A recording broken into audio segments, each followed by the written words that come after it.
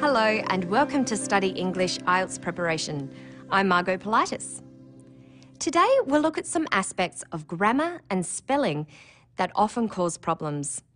Concentrating on these areas will help reduce the number of mistakes you might make and improve your score. First, let's listen to this man. I'm Andrew Mack. I'm the director of City Lights Projects. It's an art project that focuses on art in public spaces. We're here in Hosier Lane. It's right in the middle of Melbourne City. One of the areas to be aware of is agreement. The noun has to agree with the verb in number and person. He said, it's an arts project which focuses on art in public spaces. The arts project is singular. It's one thing. It's also in the third person. So you have to use the third person singular form of the verb focus. Focuses. Listen. It's an art project that focuses on art in public spaces. Now let's look at subject-verb agreement. When you use the first person, I, you don't add an S to the verb. He says, I think. Listen. I think what's great about these lanes is that it makes the lanes intimate and it invites you in. It is third person singular, so he adds an S to invite and says invites. I think what's great about these lanes is that it makes the lanes intimate and it invites you in. In the next clip, listen for the form of the verb used with the second person you and the third person plural they. You see a lot of really interesting uses of the street. Strangely enough, people come to shoot weddings here on the weekends. Sometimes there'll be up to 5 or 6 weddings. They line up for a particular spot. School groups come here, they go to the National Gallery, and then for contrast, the teachers bring them to this street. He says, you see. You is the second person, which, like the first person, agrees with the base form of the verb in the present tense, see. Listen. You see a lot of really interesting uses of the street. You use the base form of the verb with a third person plural as well. So he says, they line up and they go. Sometimes there'll be up to 5 or 6 weddings. They line up for a particular spot. School groups come here, they go to the National Gallery, and then for contrast, the teachers bring them to this street. What form of the verb to be, is or are, is used in the next examples? It's important because there are so few avenues for free speech and you know, increasingly we're clamped down on. There are so many rules and regulations about what you can and can't do in a city. There are so few avenues. There are so many rules. You use are with plural subjects and is with singular subjects. There are many rules. There is one rule. What about have or has? Listen. A lot of cities have chosen a zero-tolerance approach to graffiti. Sydney has the opposite approach to Melbourne, where there is some tolerance here for what happens. There are at least 8 streets here in the CBD that are like this one, and they've all grown organically. Usually they have somebody like me involved in the street who helps to kind of facilitate what goes on. Melbourne has grown to really love the graffiti. Cities is plural, so he uses have. Cities have. But Sydney is singular, so he uses has.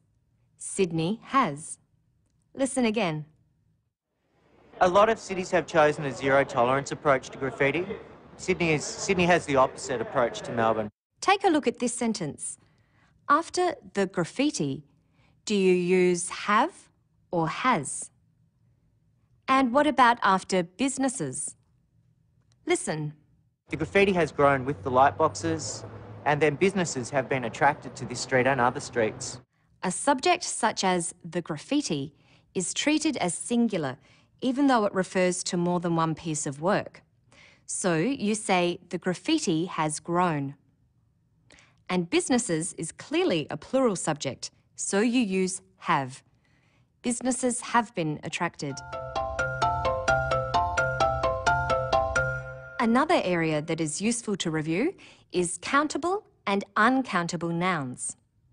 Uncountable nouns are words like pollution that don't have a plural with an S on the end and are treated as singular subjects. We say pollution is, not pollution are. Countable nouns have the plural form with the final S when they refer to more than one or things in general, such as the word laneways in this clip. In the mid-90s, when I started the City Lights project, Melbourne City was a lot quieter and actually people didn't use these laneways. The city is on a grid structure, which is state-of-the-art city design in the 1850s. Over years, the laneways became misused and unused, and so people didn't come down here. Uncountable nouns refer to things that can't be counted or are referred to as a general mass, such as water or pollution or graffiti. Listen for graffiti and another uncountable noun in this clip. A lot of cities have chosen a zero-tolerance approach to graffiti. Sydney has the opposite approach to Melbourne, where there is some tolerance here for what happens. Some tolerance. Tolerance is an uncountable noun. It doesn't take an S ending.